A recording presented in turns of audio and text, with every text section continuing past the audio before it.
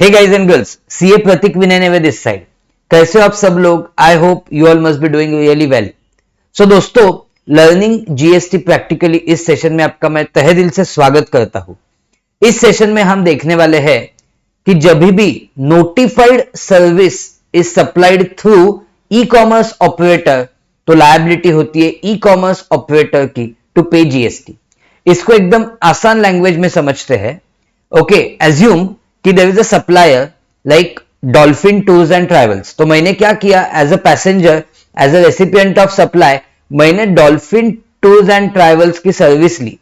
Okay, for travel between one city in Odisha to one city in West Bengal.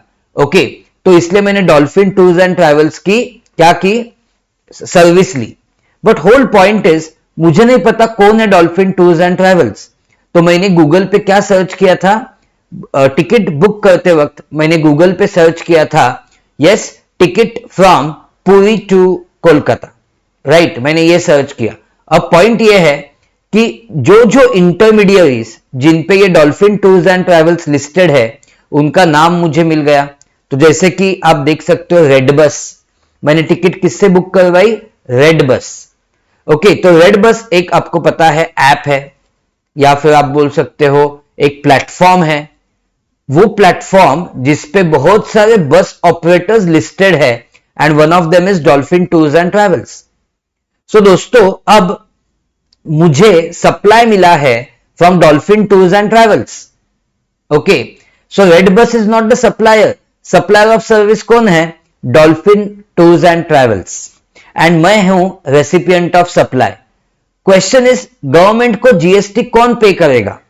So point is, Dolphin Tours and Travels may be bit in unorganised sector.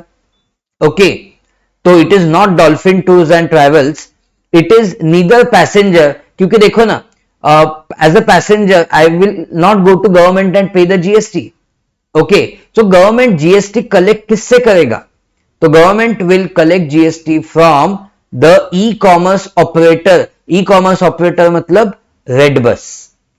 Okay, तो अभी इसको technically समझते हैं। GST में एक section है, section 9 subsection 5, section 9 subsection 5 of CGST act, and corresponding IGST act में देखोगे तो section 5 subsection 5 of IGST act.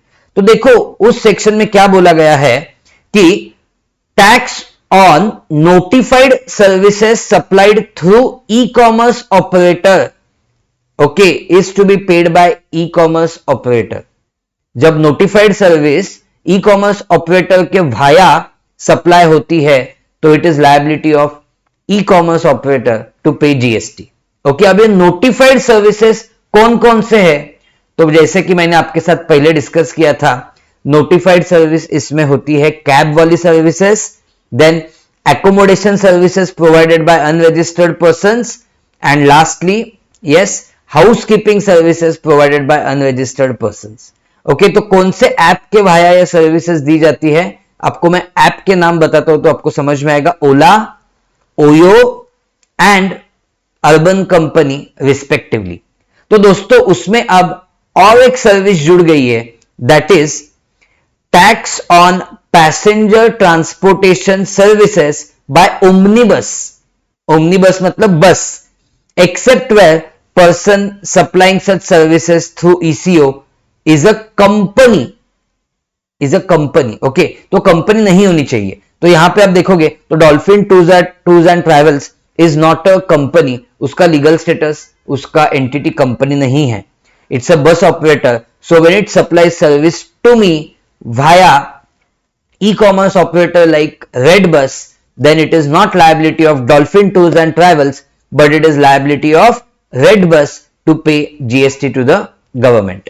I hope you have understood this.